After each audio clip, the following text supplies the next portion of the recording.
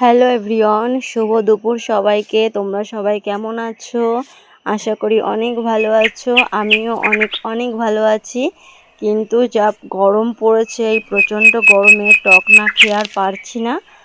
তো খুবই খেতে ইচ্ছা করেছিল। তো আম মাখা আমার অতটা পছন্দ হয় না, কিন্তু আম পোড়া শরবতটা আমার কাছে খুবই সুন্দর লাগে। তো আম দুটো পুড়িয়ে নিয়েছি, আর এখন বানাবো আম পান্না। আর লেবু পাতাগুলো জলের মধ্যে ধুয়ে নিলাম। তো আম ছাড়াতে বসে গেছি। আর ক্যামেরাটা একটু নড়ে গেছে, কারণ আমার মেয়ে ছোট, তো ও তো ধরতে পারে না। ওই যে দেখতেই পাচ্ছ ওর পা, ও ভিডিওটা ওই ধরে দিচ্ছিল।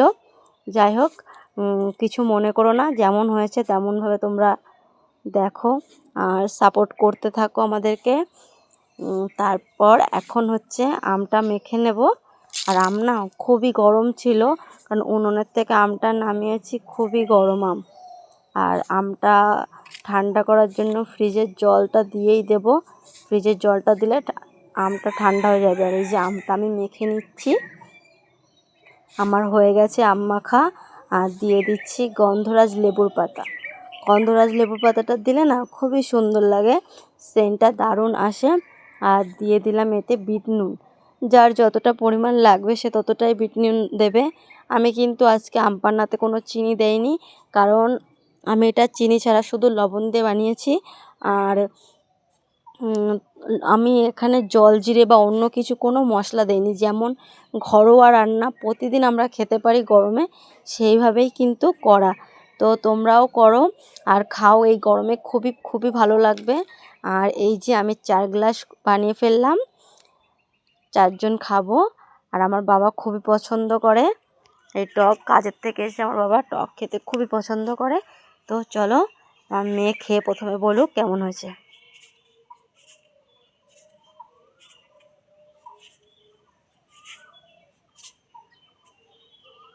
ঋষিতা, কেমন হয়েছে? ভালো। কতটা ভালো? অনেকটা ভালো। একটু খেয়ে দেখাও। টক, গরমে ভালো লাগছে না? আমটা খুবই টক ছিল, যার জন্য আমার মেয়ে এমন করছে। তো আমার মা খেয়ে বলুক কেমন হয়েছে। আমার মা কিন্তু বলছে হেভি হয়েছে, টক তো চোখ বন্ধ হয়েই যাবে। আমটা টক ছিল, তো শুধু লবণ দিয়েই খেয়েছি। আর আমার মা বলছে হেভি হয়েছে। তো আমি একটু খেয়ে বলি কেমন হয়েছে। গরমে আমার দেখো ঘাম বেরিয়ে গেছে গরমে, আর খেতে আমার তো দারুণ লাগছে।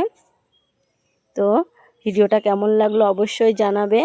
আর ভিডিওটিতে একটি লাইক করে দিও। আর আমার পাশে থেকো, যাতে আমি অনেকটা দূর এগিয়ে